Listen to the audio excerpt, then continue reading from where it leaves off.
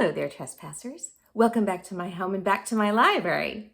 It's story time here at Trespassers Will, and I'm so happy you've chosen to join me today for another story. Today we're going to read another fall story about a plucky little fox named Fletcher. So sit back and get comfortable. Today's story is called Fletcher and the Falling Leaves, written by Julia Rawlinson and illustrated by Tiphanie Beeke. Here's our title page, Fletcher and the Falling Leaves, written by Julia Rawlinson, and pictures by Tiphanie Beeke. The world was changing. Each morning when Fletcher bounded out of the den, everything seemed just a little bit different.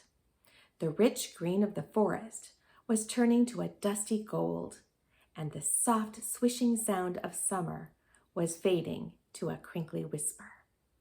Fletcher's favorite tree looked dull, dry, and brown.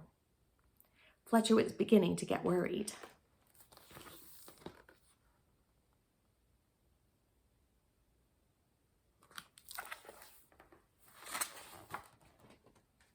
"I think my tree is sick," said Fletcher. "What's wrong with it?" his mother asked. "Its leaves are turning brown," said Fletcher. "Don't worry, it's only autumn," she said. Fletcher ran back to his tree and patted the rough bark. "Don't worry, it's only autumn," he said. "You'll be feeling better soon."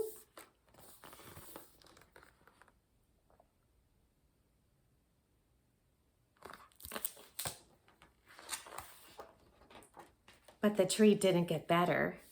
Each day, more leaves turned brown.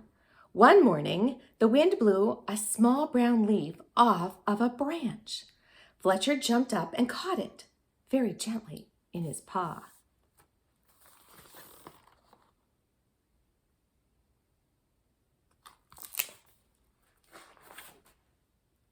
"Don't worry, tree. I've got your leaf. I'll fix you." Fletcher looked around, picked a piece of grass, and carefully tied the leaf to a branch. Just then, another gust of wind ruffled Fletcher's fur. The little leaf shook itself free and fluttered back to the ground. Fletcher picked it up again and thought very hard. Then he poked the leaf onto a twig and pushed it down firmly. "Now you hold tight," said Fletcher. "No more flying around." The little leaf gave a tiny rustle in reply.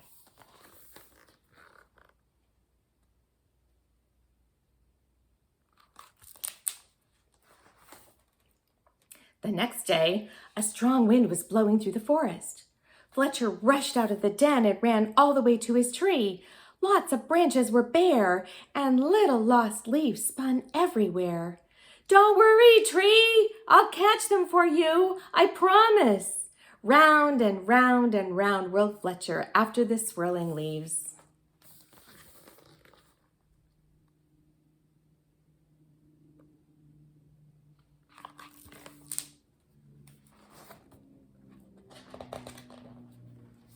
"Leaves! Wonderful! Just what I need for my nest," said a squirrel. "But these belong to the tree," said Fletcher. "Don't take them away." "The tree doesn't need them anymore," said the squirrel, bounding off. "Help! Help! The wind and the squirrel are stealing our leaves," cried Fletcher. "Leaves? Terrific! Just what I need to keep warm," said a porcupine rolling around. "But these belong to the tree," said Fletcher, plucking leaves from the porcupine's needles. "Not anymore," snuffled the porcupine, and away he rolled. "Help! Help! The wind, the squirrel, and the porcupine are stealing our leaves," cried Fletcher.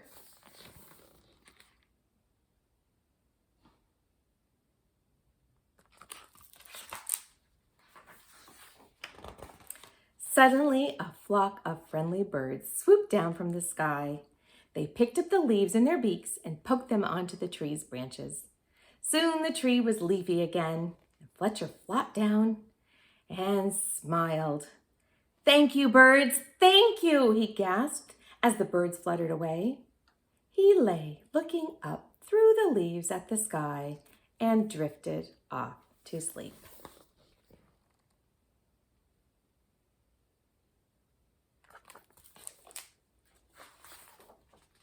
But the wind continued to blow, and the branches still danced.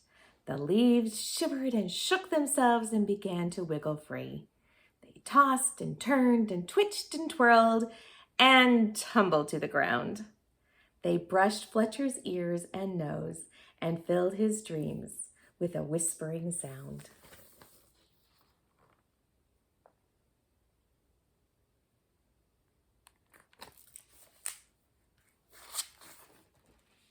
When Fletcher finally woke up, he couldn't believe his eyes.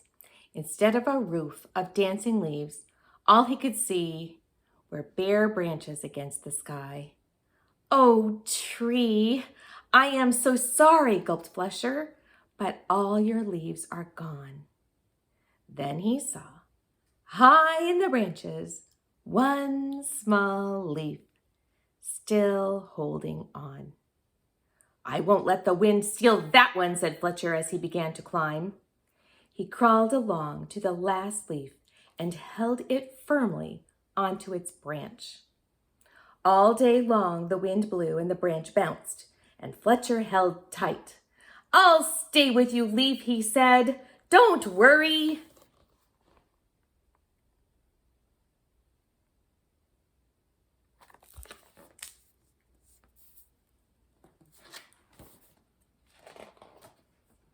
But then, with a sudden whoosh of wind, the branch bounced high, and with a blip, the leaf let go and fluttered like a little flag clutched in Fletcher's paw.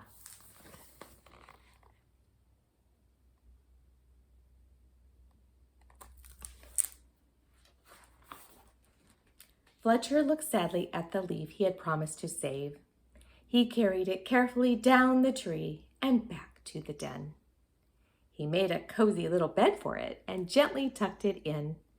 But all night long, he could only think of his tree all on its own. At dawn, Fletcher tiptoed outside. The wind had finally stopped blowing and the air was cold. The moon still hung in the clear sky and the pale stars glimmered. As he came to his favorite tree, Fletcher saw a magical sight.